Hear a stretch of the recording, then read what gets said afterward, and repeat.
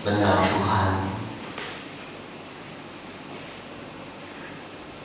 jadikan kami penyembah-penyembah-Mu yang benar.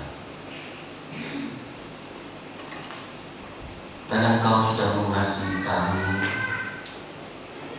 Engkau mencintai kami, Engkau mengampuni dosa-dosa kami, menebus dosa kami. Hanya satu hidup kami menjadi penyembah-penyembah yang baik. Karena kami tahu Allah kami adalah Allah yang hidup, yang mati, yang bangkit dari semua orang yang mati. Kami bersyukur kepada-Mu, Engkau begitu berkuasa. Dan kami bersyukur kami boleh percaya kepada Engkau. Biarlah Tuhan iman kami semakin diteguhkan di tengah-tengah dunia yang bengkok dan yang gelap ini. Kami serahkan waktu ini Tuhan, kami sudah memuji-muji menyembah Engkau. Di banyak saat kami duduk diam untuk mendengarkan suara. Berbicaralah melalui hamba-Mu yang penuh dengan keterbatasan. Tapi kami percaya kuasa-Mu yang tak terbatas itu akan menyentuh hati kami dan menembus batin kami, jiwa dan roh kami. Sehingga kami mengerti kebenaran-Mu dan mengerti maksud Tuhan dalam hidup ini. Misalkan waktu ini, jauhkan daripada yang jahat. Dalam nama Tuhan Yesus Kristus kami berdoa. Amin. Shalom teman-teman semua. Kita bersyukur hari ini kita boleh berkumpul kembali, boleh menyembah Tuhan kembali. Biarlah kita boleh ada sukacita, ada merasakan kuasa Tuhan, kehadiran Tuhan. Kita membaca firman Tuhan di dalam Markus pasal yang kedua, ayat yang pertama sampai ayat yang ke-12. Adik Daniel akan memimpin jemaat dalam baca firman Tuhan bersama-sama. Markus 2, 1 sampai 12. Kemudian sesudah lewat beberapa hari, waktu Yesus datang lagi ke Kapernaum, tersiarlah kabar bahwa Yesus ada di rumah. Maka datanglah orang-orang berkerumun sehingga tidak ada lagi tempat, bahkan dibuka pintu pun tidak, sementara Ia memberitakan firman kepada mereka. Ada orang-orang datang membawa kepada Tuhan Yesus seorang lumpuh, digotong oleh 4 orang.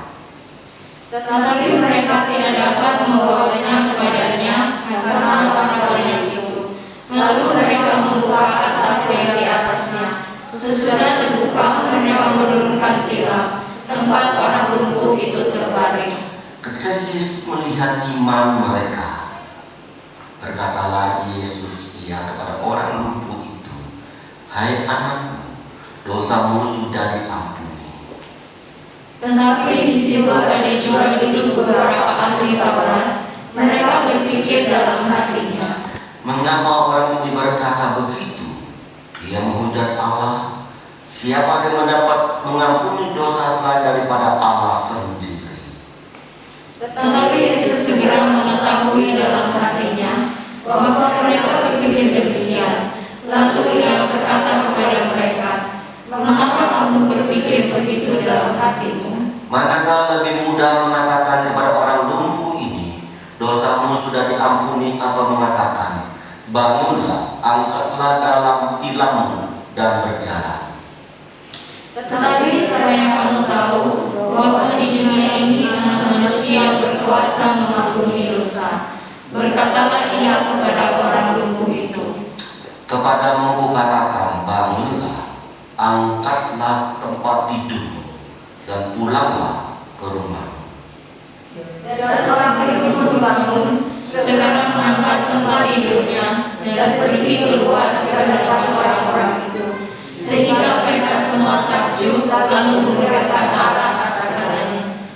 begini belum pernah kita lihat. Saudara yang dikasihi oleh Tuhan, ada satu kalimat yang saya baca demikian. Untuk menjadi seorang penolong itu ada harga yang harus dibayar. Untuk menjadi seorang penolong ada harga yang harus dibayar. Kalau saya terjemahkan dalam tema kita 1 tahun ini di Kampus Kristia, untuk menjadi berkat ada harga yang harus dibayar. Kalimat ini adalah kalimat yang benar, kalimat yang betul. Untuk menjadi penolong, menjadi berkat, ada harga yang harus dibayar. Ada teman saya yang ingin menjadi penggerak pengabaran Injil, sehingga penginjilan boleh berjalan dengan baik. Ingin gerakan penginjilan boleh terlaksana demi orang-orang boleh mengenal Tuhan dan boleh mengalami keselamatan dan hidup yang kekal. Maka teman saya memang mengeluarkan uang. 1 tahunnya 100 juta lebih. Bukan hanya 100, bahkan 200, bahkan 300, bahkan 1 miliar.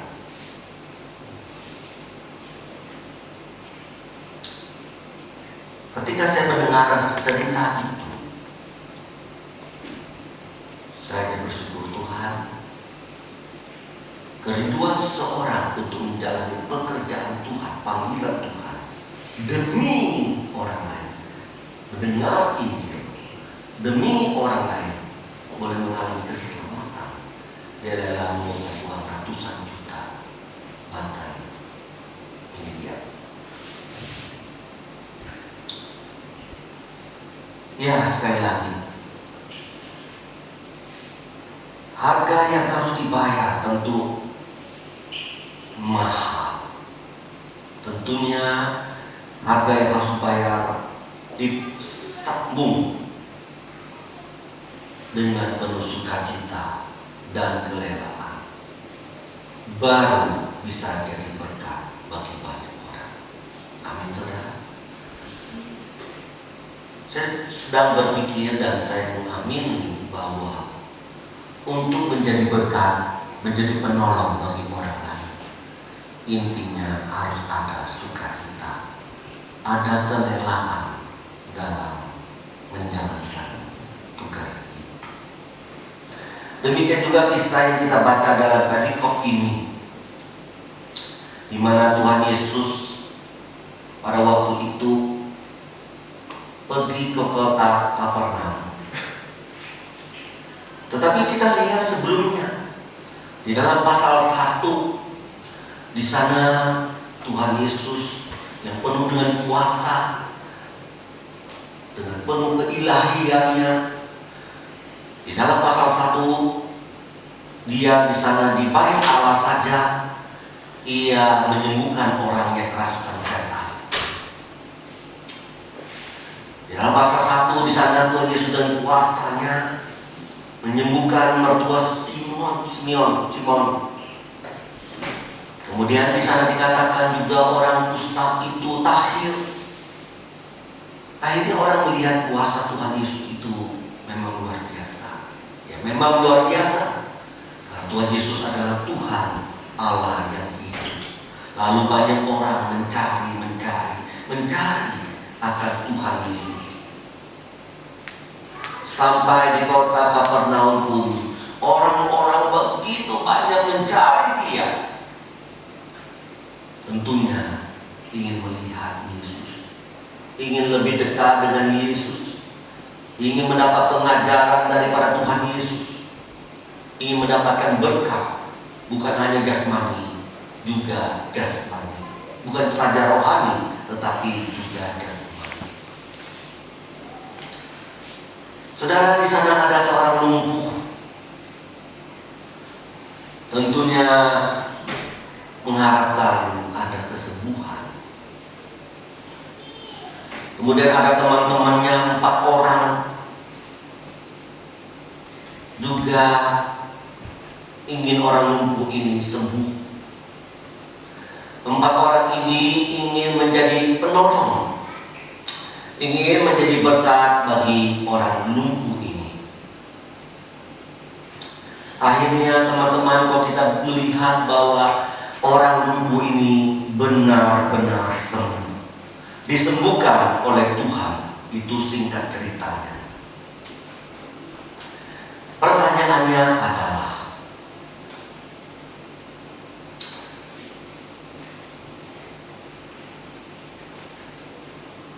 apakah ada harga yang harus dibayar dari 4 orang ini dan orang lumpuh ini?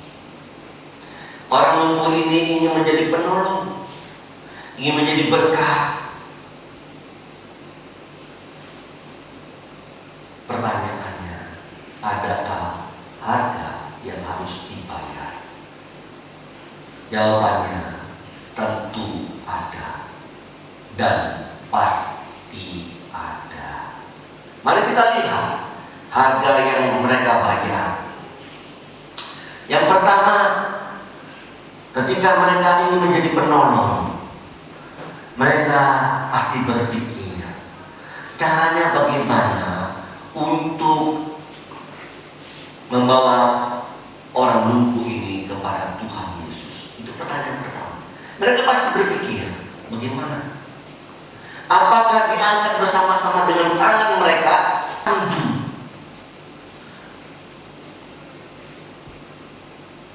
Kalau pakai tandu, kita harus bikin lagi. Kita akan usaha lagi untuk membuatnya. Mereka sudah berpikir untuk melakukan hal itu.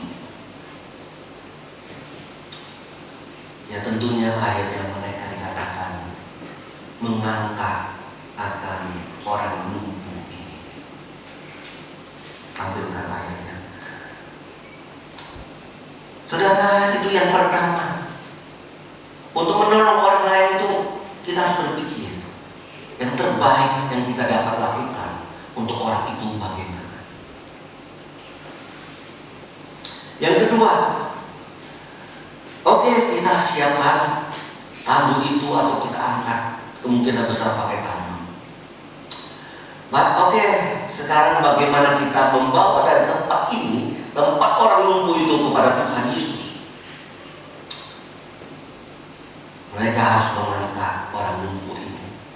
Mereka harus tandu orang ini, mereka angkat orang ini. Mereka harus mengeluarkan tenaga mereka. Kita tidak tahu berapa perjalanan jauhnya dari tempat orang lumpuh ini sampai ke rumah di mana Tuhan Yesus itu berada. Kita tidak tahu. Saya pikir cukup jauh.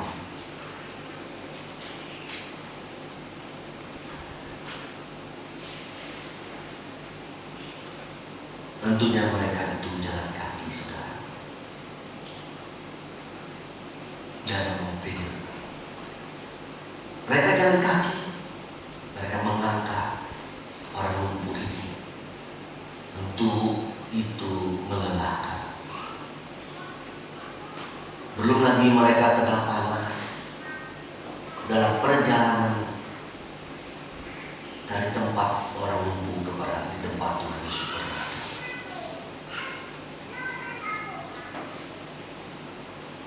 Mereka tentu mengeluarkan tenaga, mau kena matahari, mau mengeluarkan keringat mereka. Mereka berpikir untuk menolong orang lain. Mereka mengeluarkan tenaga, lelah mereka. Sampai di itu tempat Tuhan Yesus berada. Di sana sudah banyak orang. Penuh susah. Banyak orang sudah bertemu dengan Tuhan Yesus di dalam rumah itu. Sampai di luar-luar. Sampai di halaman. Mereka tidak bisa masuk. Dikatakan mereka tidak bisa masuk.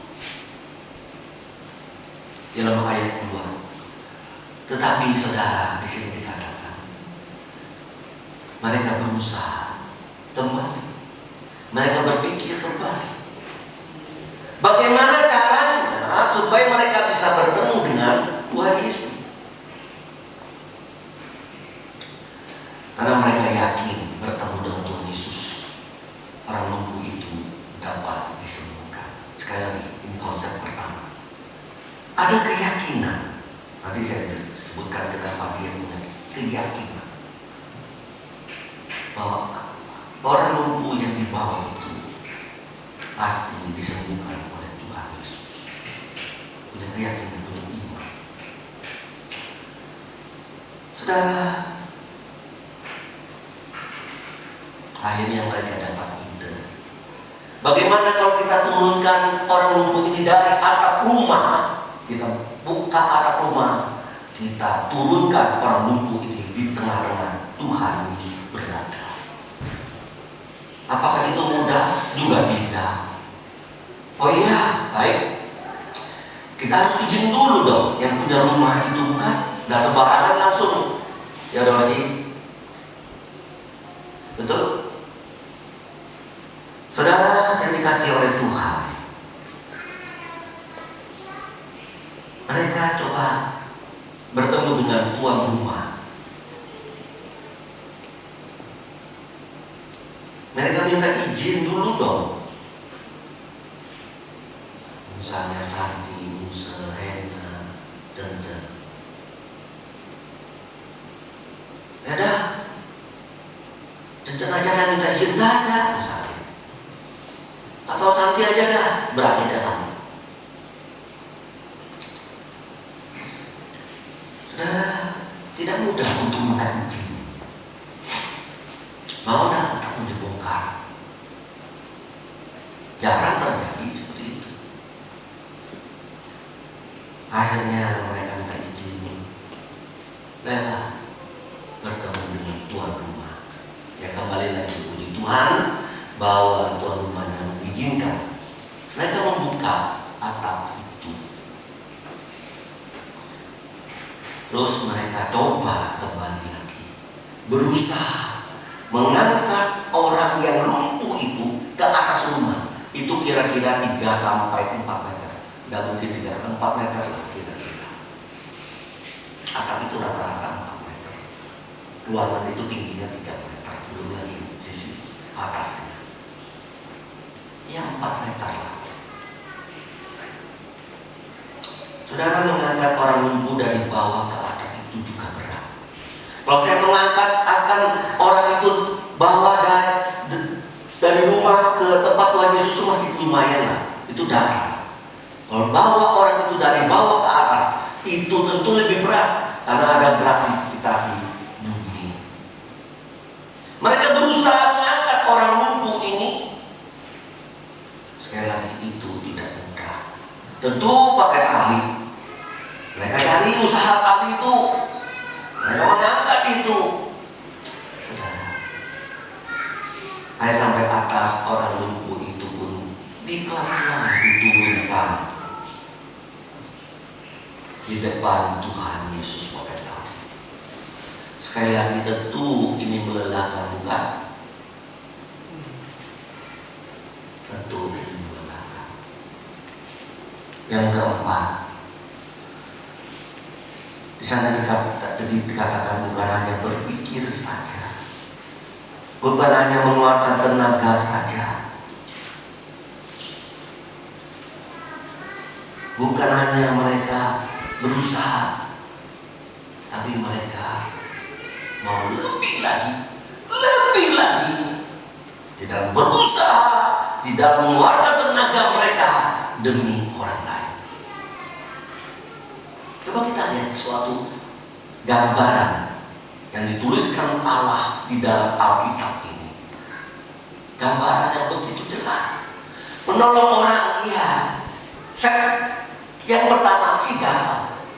Masuk set yang kedua lagi lebih berat lagi. Maukah kita menjadi penolong? Maukah kita menjadi berani membayar harga?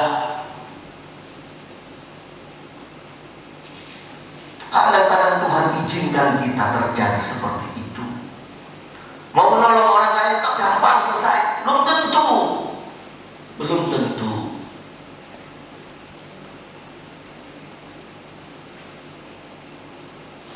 Saya percaya jikalau seseorang yang tidak sungguh-sungguh menjadi penolong, menjadi berkat, dia tidak akan masuk ke dalam tahap yang kedua. Dia tidak mampu untuk masuk tahap yang kedua.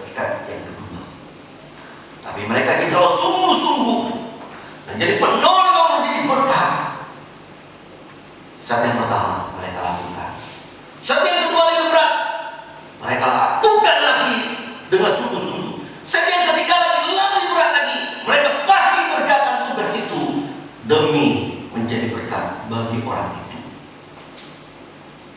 Kalau orang itu tidak sungguh-sungguh, set pertama saja langsung KO.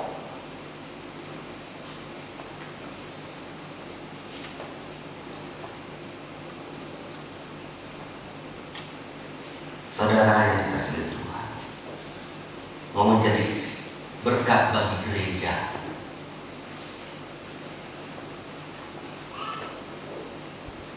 kalau tidak sungguh-sungguh, tidak mungkin akan menjadi berkat bagi gereja.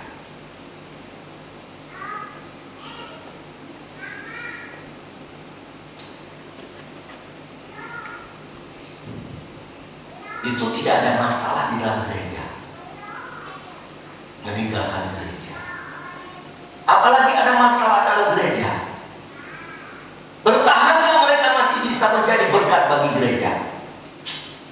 Tidak ada masalahnya mereka meninggalkan gereja, apalagi ada masalah. Semua akan teruji bagaimana kamu semua dan saya bisakah menjadi berkat bagi banyak orang, bagi pekerjaan Tuhan. Ketika ada tantangan yang lebih berat, apakah kita tetap bertahan atau kita lari? Ya jelas, kalau kita tidak sungguh-sungguh, pasti lari, pasti tidak bertahan. Sehingga saya menambahkan satu kesimpulan, mereka ini adalah sungguh-sungguh. Saudara, kalau enggak, ya kita gotongkan sampai tempat Tuhan Yesus. Ya banyak orang, ya sudah, ya bisa masuk, ya sudah, tinggalkan aja lah orang lumpuh ini, urusan dia dah. Ngapain kita angkat-angkat lagi, capek-capek lagi cari tali, capek-capek lagi untuk apa? Menaikkan orang ini, habis naikkan turunkan lagi, itu apa? Itu memang Tuhan setting sedemikian rupa untuk memberitahukan kepada kita pada hari ini.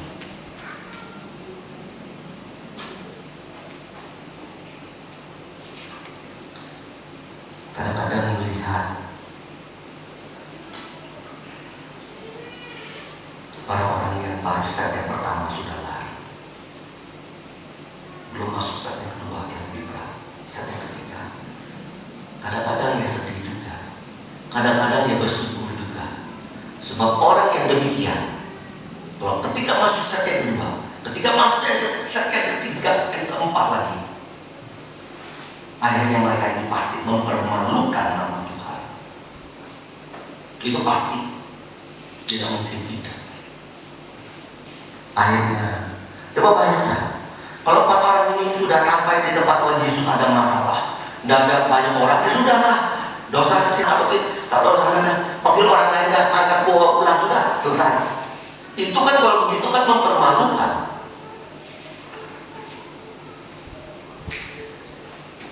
Saudara yang dikasihi oleh Tuhan,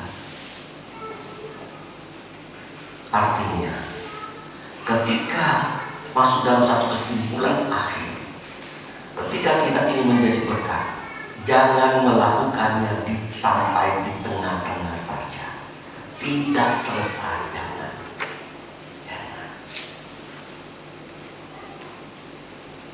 Saudara yang dikasihi oleh Tuhan, saya sedang berpikir,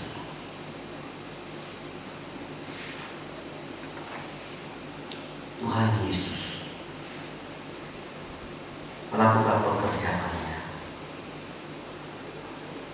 tidak ada di tengah-tengah lalu meninggalkan tugasnya dia.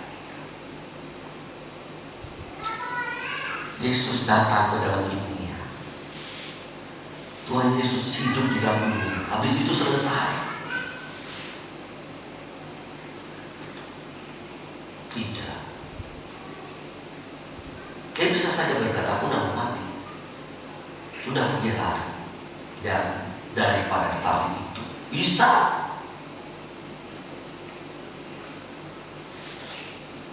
Tapi dia tidak seperti itu. Ngeri, saudara. Dia dipanggil untuk menjadi berkat bagi dunia, untuk menyelamatkan manusia, untuk memberikan penebusan bagi manusia, untuk membebaskan manusia dari kebinasaan, untuk membawa manusia hidup dalam kekekalan. Itu panggilannya.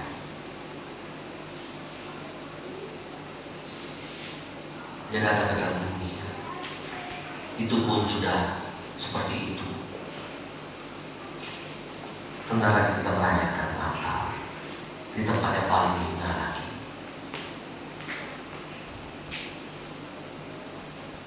Di dalam dunia juga dicela-cela orang lagi, seperti kalimat ini. Ini menghina Allah, katanya orang-orang Farisi dan Torah. Jadi saya berkata, saya sudah capek datang aja capek. Saya bisa aja dalam dunia aja sudah capek. Sudah, cukup sudah menyampaikan berita dari surga ke dalam dunia. Saya tidak mau capek lagi dan lebih ngeri lagi ketika saya dalam penderitaan dan kematian. Itu lebih ngeri. Kalau begitu sudah dosa.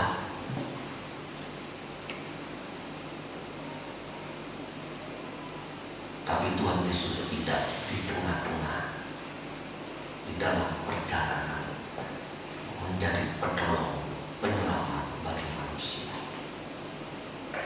Ini saya belajar.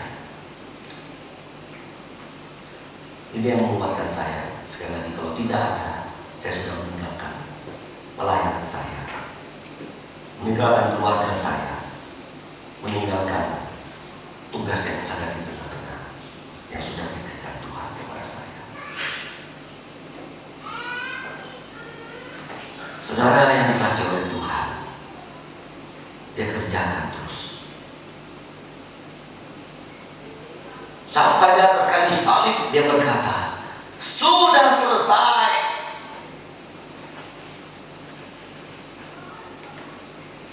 Lalu apakah sudah sampai mati aja? Dengan kuasanya dia bangkit dari kematian. Apa sampai di sana? Tidak. Tunggu 50 hari, dia menyatakan diri naik ke surga, dilihatkan kepada manusia. Dia naik ke surga. Yesus itu hidup, masuk ke surga, benar-benar naik ke surga. Terus dia berkata, itu cukup tidak? Dia di surga menjadi imam yang mendoakan saudara sampai hari ini. Sampai ketika dia datang ke dalam bumi yang kedua kalinya, dia membawa saudara dan saya ke dalam kerajaan surga. Itulah tugas beliau, Tuhan Yesus Kristus, yang tidak mengerjakannya setengah-setengah.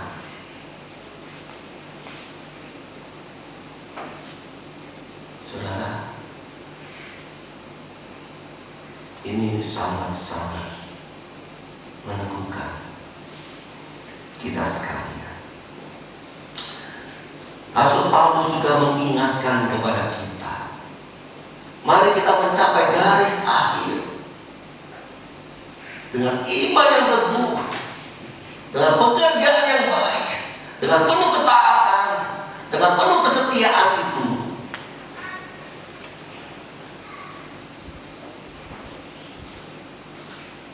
Saudara yang dikasih oleh Tuhan, inilah yang dilakukan. Sekarang pertanyaannya, ketika kita menjadi berkat, menjadi penolong 4 orang itu bagi orang lumpuh itu, kita melihat imannya yang luar biasa. Tahap pertama mereka capek, nggak apa-apa. Tahap kedua lebih capek lagi, lebih berat lagi, nggak apa-apa. Lelah, malas, nggak apa-apa. Nggak dapat apa-apa juga nggak apa-apa. Mereka lakukan hal itu. Tetap mereka bawa lumpuh ini yang penting. Akhirnya Tuhan Yesus berkata di dalam ayat 5. Di sana dikatakan apa ayat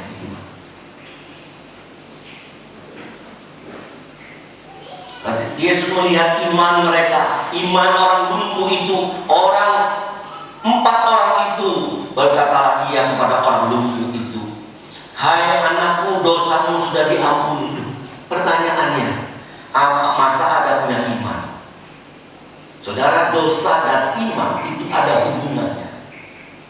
Tuhan melihat imannya kalian, melihat imannya orang lumpuh itu dan empat orang itu yang punya iman kepada Tuhan Yesus, kepada dirinya, bahwa di dalam diri Tuhan Yesus ada belas kasihan, ada kasih karunia yang ada memberikan pertolongan kepada orang yang datang kepada Dia, yang berharap kepada Dia. Itulah imannya kepada Dia. Orangnya yang sudah beriman, akhirnya orang itu dikatakan oleh Tuhan Yesus, "Dosamu sudah diampuni." Baik, kita melihat iman. Kemudian di dalam ayat yang ke-11, "Kepadamu kukatakan, bangunlah, angkatlah tempat tidurmu dan pulanglah ke rumah." Akhirnya orang lumpuh ini boleh mengalami kesembuhan daripada Tuhan. Saudara yang dikasihi oleh Tuhan, inilah yang dapat kita melihat bahwa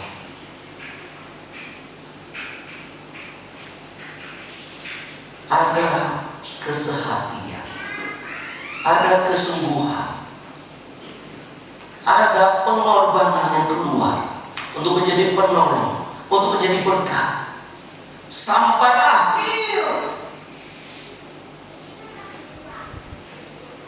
Itulah yang Tuhan lihat. Akhirnya empat orang ini dapat berkat, juga dapat berkat.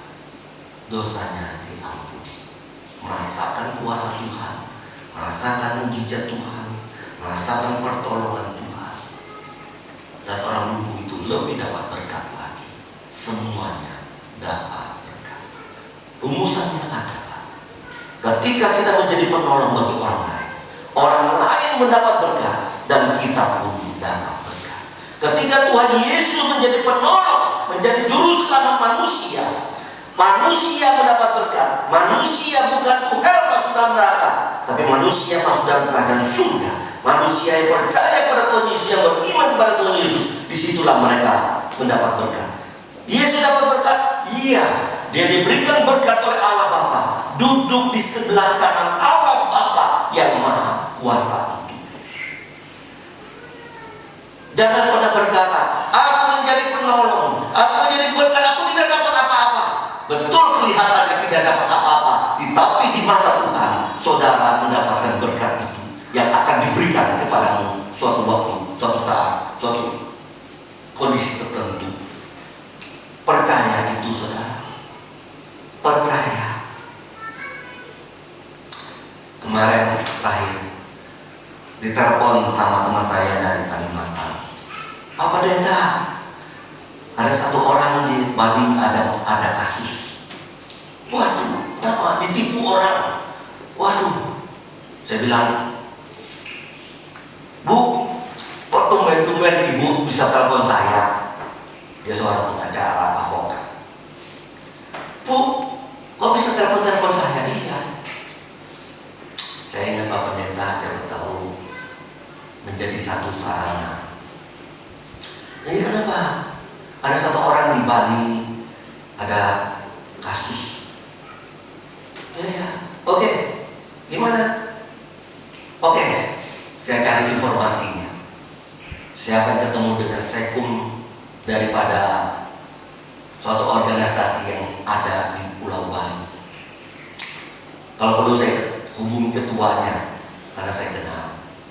Saya hubungi sekumnya saja dulu karena teman baik saya. Pak Sekum, kenal dengan orang ini? Tidak kenal. Wah, ya sudah, saya minta pendetanya yang ada di gereja itu mereka kirim. Setelah saya kirim, saya cari informasi. Saat itu juga saudara saya cari informasi. Saya screenshot, saya kirim ke Kalimantan. Akhirnya satu kesimpulan bahwa memang dia mengalami masalah. Bu, satu kesimpulan. Setelah 1 jam lebih saya cari data mengalami suatu masalah. Saya put, baik kita tolong. Saudara, saya pikir kalau menjadi penolong, untuk apa saya capek-capek buang waktu? Saya punya kerjaan yang banyak. Kira hubungi orang itu gampang. Ya kalau dia mau terima telepon, ya puji Tuhan, saya punya hubungan yang baik dengan orang-orang itu. Akhirnya dia mau terima langsung aja. Kalau tidak, saudara yang dikasih oleh Tuhan, tidak mudah. Untuk menjadi penolong itu tidak mudah. Kalau ada tidak kelelaan hati, tidak ada sukacita, apa dapat berkatnya sih? Jangan berpikir demikian. Jangan.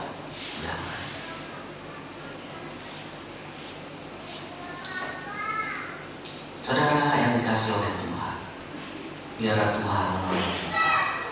Bagaimana kita boleh menjadi berkat? Ya. Yang paling penting yaitu 4 orang ini menjadi alat Tuhan. Kenapa harus ditulis dalam Alkitab? Yaitu yang Tuhan mau. Yang saya lihat itu begitu indahnya. Set yang pertama lebih gampang, tapi set yang kedua maukah terus menjadi penolong, menjadi berkat. Akhirnya penolong itu berat pun mereka kerjakan. Itu yang Tuhan pesankan di dalam bagian ini, yang Tuhan pesankan kepada kita hari ini. Kalau tidak ada uangnya, ngapain? Kalau tidak ada bonusnya, ngapain? Jangan berbeda. Jangan beda dengan konsep dunia ini.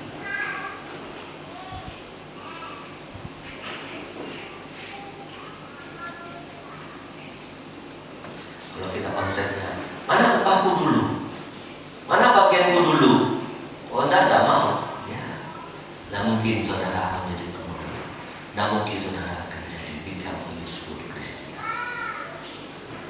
Mari kita berdoa. Engkau mengajari kami dengan tulisan firman-Mu yang hidup, suatu cerita yang benar dan historis, yang Engkau tuangkan, yang supaya umat-Mu di dalam dunia ini dapat belajar di dalamnya. Hari ini kami belajar, hamba-Mu juga dikuatkan, dan hamba-Mu percaya, jemaat-Mu pun dimotivasikan. Ketika kami menjadi penolong, ada harga yang harus dibayar. Ketika kami menjadi penolong, ajarkan kami tidak setengah-tengah di dalam mengerjakan pekerjaan itu. Ketika kami menjadi penolong, menjadi berkat bagi banyak orang, ajarkan kami penuh dengan sukacita.